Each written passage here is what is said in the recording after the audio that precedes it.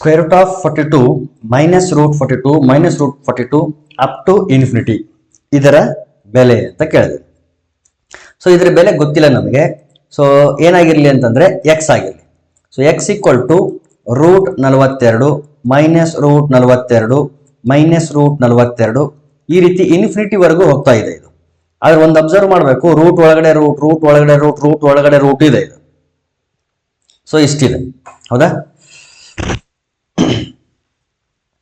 ಈಗ ನೋಡಿ, ಒಂದು ಅಬ್ಸರ್ವ್ ಮಾಡಿ, ಏನು ಅಂದ್ರೆ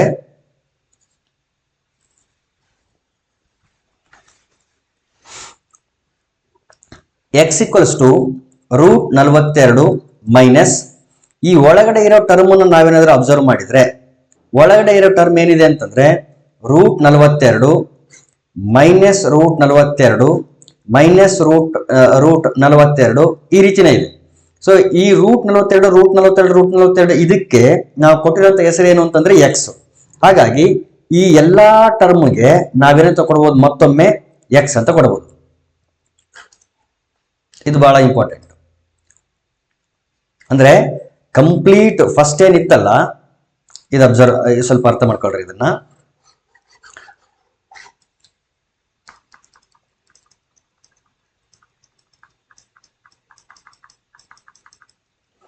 ಸೊ ಇಲ್ಲಿ ಈ ಟರ್ಮ್ ಏನ್ ಕೊಟ್ಟಿದ್ದಾರೆ, ಇಷ್ಟಕ್ಕೂ ನಾವು ಕೊಟ್ಟಿರುವಂತ ವೇರಿಯಬಲ್ ಏನು ಅಂದ್ರೆ ಎಕ್ಸ್. ಸೊ ಎಕ್ಸ್ ನ ಅಬ್ಸರ್ವ್ ಮಾಡಿ ಕರೆಕ್ಟ್ ಆಗಿ.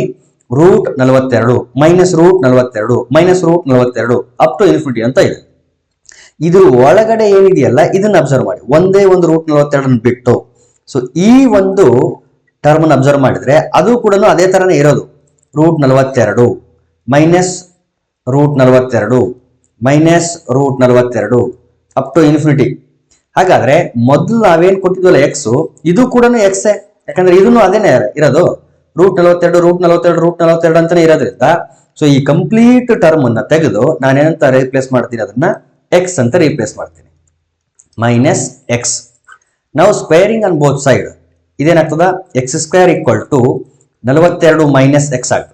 ಸೊ ಈ ಕಡೆ ತಗೊಳ್ರಿ, ಎಕ್ಸ್ ಸ್ಕ್ವೇರ್ ಮೈನಸ್ ಈ ಕಡೆ ಬಂದ್ರೆ ಪ್ಲಸ್ ಎಕ್ಸ್, 42 ಈ ಕಡೆ ಬಂದ್ರೆ minus 42 equal to 0.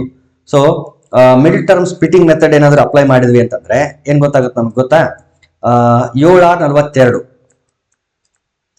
7x minus 6x minus 42 equal to 0 ಅಂತ ಬರಿಬಹುದು. 7x ಅಲ್ಲಿ 6x ಹೋದ್ರೆ 1x ಪ್ಲಸ್ ಏನೆ.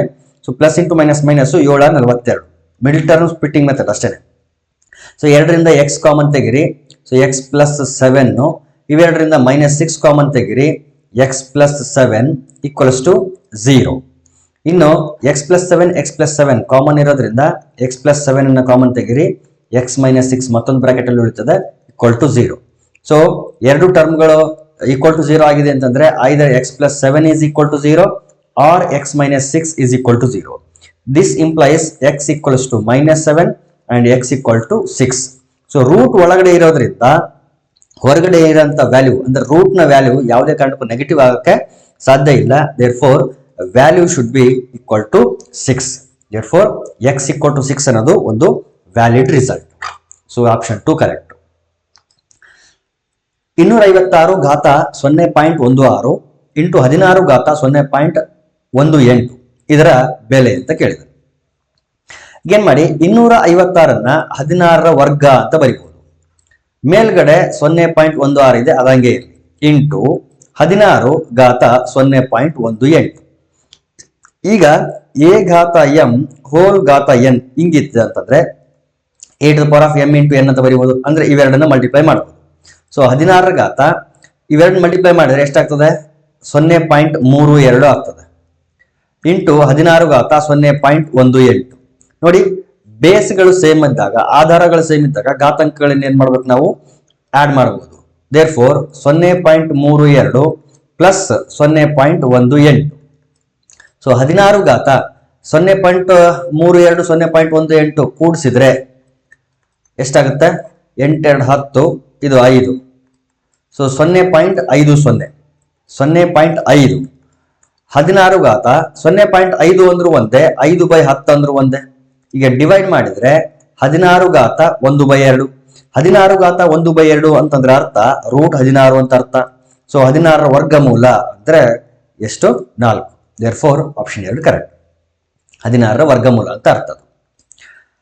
225 ಮತ್ತು 550ರ ನಡುವಿನ ಎಷ್ಟು ಸಂಖ್ಯೆಗಳು 4, 5 ಮತ್ತು 6ರಿಂದ ಪೂರ್ಣವಾಗಿ ಭಾಗವಾಗುತ್ತವೆ? ಈ 3 ನಂಬರಿಂದ ಸಂಪೂರ್ಣವಾಗಿ ಭಾಗ ಆಗಬೇಕು. 3 ನಂಬರಿಂದ ಭಾಗ ಆಗಬೇಕು ಅಂತಂದ್ರೆ ಅವುಗಳ ಲಸದಿಂದ ಕೂಡ ಭಾಗ ಆಗ್ತಿರ್ಬೇಕು. ಹಾಗಾಗಿ ಅವುಗಳ ಲಸನ ಕಂಡುಹಿಡಿಯೋಣ. ಅವುಗಳ ಲಸದ ಅಪವರ್ತ್ಯಗಳು ಯಾವಿರ್ತಾವಲ್ಲ ಅವುಗಳೇನೆ ನಮಗೆ ಬೇಕಾಗಿರುತ್ತೆ ನಂಬರ್ಗಳು. ಸೊ ಇಲ್ಲಿ ಲಸ ಎಷ್ಟು ಬರ್ತದೆ ನೋಡಿ, LCM 2 2 4, 2 2 4, 2 3 6. ನೆಕ್ಸ್ಟ್ ಹೋಗಲ್ಲ. ಈಗ ನೋಡಿ 5 3 15, 15 ಎಳ್ಳೆ 30, 37 60, 3 5 10, 3 6 60. ಎಸ್, ಲಸ ಎಷ್ಟು ಬಂತು ಅಂದ್ರೆ 60. ಈಗ ನನಗೆ ಬೇಕಾಗಿರೋದು 60ರ ಅಪವರ್ತ್ಯಗಳು ಮತ್ತು ಅವು ಎರಡರ ನಡುವೆ ಇರಬೇಕು. ಈ ಎರಡು ಸಂಖ್ಯೆಗಳ ನಡುವೆ ಇರಬೇಕು. 60ರ ಅಪವರ್ತ್ಯಗಳು ಬರೆಯೋದು ಬಹಳ ಸುಲಭ. 6 ಬಗ್ಗೆ ಬರೆದ್ರೆ ಸಾಕಾಗ್ತದೆ. 60, 6 12, 6 3 18, 1 0 ಎಕ್ಸ್ಟ್ರಾ ಹಾಕೊಂಡು ಹೋಗ್ತೀನಿ ಅಷ್ಟೇ. 6 4 24, 6 5 30, 6 6 36, 6 7 42, 6 8 48, 6 9 54, 6 10 60, 600. ಸೊ ಇಲ್ಲಿ 225 ಮತ್ತು 550ರ ನಡುವೆ ಯಾವ್ದು ಬಂದಿದೆ ನೋಡ್ರಿ, 225 ಇಲ್ಲಿಂದ ಶುರುವಾಯಿತು, 550 ಅಂದ್ರೆ ಇಲ್ಲಿವರೆಗೆ. ಸೊ ಎಷ್ಟು ಅಂಕಿಗಳಿದೆ ಅಂತಂದ್ರೆ, ಎಷ್ಟು ಸಂಖ್ಯೆಗಳಿದೆ ಅಂದ್ರೆ 1 2 3 4 5 6 ಸಂಖ್ಯೆಗಳು ಇದೆ. ಒಟ್ಟು 6 ಸಂಖ್ಯೆಗಳು. Therefore option 3 correct. 2 ಅನುಕ್ರಮ ಸರಿ ಸಂಖ್ಯೆಗಳ ವರ್ಗಗಳ ವ್ಯತ್ಯಾಸ 84 ಆದರೆ ಅವುಗಳ ಮೊತ್ತ ಅಂತ ಕೇಳ್ತಾರೆ. ಸೊ ಅನುಕ್ರಮ ಸರಿ ಸಂಖ್ಯೆಗಳು, ಒಂದು ಸರಿ ಸಂಖ್ಯೆ x ಆಗಿರಲಿ, ಅದರ ಮುಂದಿನ ಸರಿ ಸಂಖ್ಯೆ ಬೇಕು ಅಂತಂದ್ರೆ x + 2. ಒಂದು ಸರಿ ಸಂಖ್ಯೆ x ಆದ್ರೆ ಅದರ ಮುಂದಿನ ಸರಿ ಸಂಖ್ಯೆ ಏನಾಗಿರ್ತದೆ? x + 2. ಅವುಗಳ ವರ್ಗಗಳ ವ್ಯತ್ಯಾಸ ಅಂತ ಕೇಳ್ತಾರೆ. ಇಲ್ಲಿ ಯಾವ್ದನ್ನ ಫಸ್ಟ್ ತಗೋಬೇಕು ಅಂತಂದ್ರೆ x + 2 ಮೊದಲು ತಗೋಬೇಕು, ಆಮೇಲೆ x ತಗೋಬೇಕು. ಯಾಕಂದ್ರೆ ದೊಡ್ಡ ನಂಬರು x + 2, ಸಣ್ಣ ನಂಬರು x. ಹಾಗಾಗಿ ಇದನ್ನ ಈ ಕಡೆ ತಗೊಳ್ತೀನಿ. ವರ್ಗಗಳ ವ್ಯತ್ಯಾಸ ಅಂದಾಗ x + 2 ಸ್ಕ್ವೇರ್, ಇದು x ಸ್ಕ್ವೇರ್, ವ್ಯತ್ಯಾಸ ಅಂದ್ರೆ ಮೈನಸ್. ಸೊ ಎಷ್ಟು ಬರಬೇಕು? 84. a + b whole square apply ಮಾಡಿ, a² + 2ab + b² ಅಂದ್ರೆ 2 square minus x² = 84.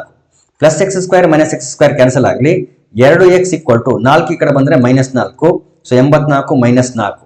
So 2x = 84 4 ಹೋದ್ರೆ 80, x = 40.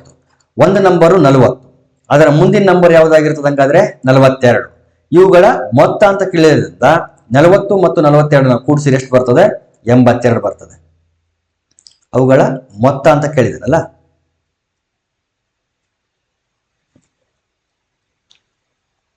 ಒಂದು ನಿಮಿಷ, ಎಲ್ಲಿ ತಪ್ಪಾಯ್ತು ಅಂತಂದ್ರೆ a² + b² + ಸಾರಿ, ಇಲ್ಲಿ 2x ಅಲ್ಲ, ಇದು 2 × x × 2.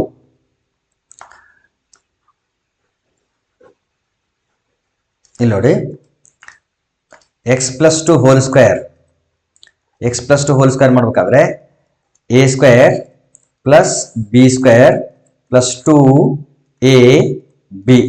ಸೊ ಇದನ್ನ ಮಾಡ್ಬೇಕಾದ್ರೆ ಔಷಧದಲ್ಲಿ 2x ಬರ್ದಿದ್ದೀನಿ, actually it is 4x. So ಇದು 4x ಆಯ್ತು, ಇದು ಕೂಡ 4x. ಸೊ ಡಿವೈಡ್ ಮಾಡಿದಾಗ it will be equal to 20. ಹಾಗಾದ್ರೆ ಅದರ ನೆಕ್ಸ್ಟ್ ನಂಬರು 22 ಆಗಿರ್ತದೆ. ದೇರ್ಫೋರ್ 20 ಮತ್ತು 22 ಆಡ್ ಮಾಡಿದ್ರೆ ಆನ್ಸರ್ ಎಷ್ಟು? 42. So option 3 correct. 21/31 5ರಿಂದ ಭಾಗಿಸಿದಾಗ ದೊರೆಯುವ ಶೇಷ. ಸೊ ಒಂದು ಅಬ್ಸರ್ವ್ ಮಾಡಿ, ಇಲ್ಲಿ ಬಿಡಿ ಸ್ಥಾನದಲ್ಲಿ ಒಂದಿರೋದ್ರಿಂದ ನೀವು ಎಷ್ಟೇ ಸಂಖ್ಯೆ ರೈಸ್ ಮಾಡಿದ್ರು ಕೂಡ ಬಿಡಿ ಸ್ಥಾನದಲ್ಲಿ ಒಂದೇ ಇರ್ತದೆ. ಇನ್ನು ಬಿಡಿ ಸ್ಥಾನದಲ್ಲಿ ಒಂದಿರಂತ ಒಂದು ಸಂಖ್ಯೆಯನ್ನ 5ರಿಂದ ಭಾಗಿಸಿದಾಗ ಯಾವಾಗ್ಲೂ ಶೇಷ ಎಷ್ಟು ಬರುತ್ತೆ ಅಂತಂದ್ರೆ ಒಂದೇ ಬರ್ತದೆ. So option 1 correct. 1.66 × 1.66 plus 0.66 × 0.66 minus 1.32 × 1.66 ಇದಕ್ಕೆ ಸಮನಾದುದು ಅಂತ ಕೇಳ್ತಾರೆ. ಸೊ ಇದನ್ನ 1.66 × 1.66 ಅನ್ನ 1.66 ಹೋಲ್ ಸ್ಕ್ವೇರ್ ಅಂತ ಬರೀರಿ. ಪ್ಲಸ್ 0.66 ಇಂಟು 0.66 ಅನ್ನ 0.66 ಹೋಲ್ ಸ್ಕ್ವೇರ್ ಅಂತ ಬರೀರಿ. ಸೊ ಈಗ ನೋಡಿ A square plus B square minus ಇಲ್ಲಿ ಎ ಇದೆ 1.66 ಎ ಇದೆ, ಇಲ್ಲಿ 0.66 ಅಂತ ಬರ್ಕೊಂಡ್ರೆ ಇದು ಬಿ ಆಗ್ತದೆ.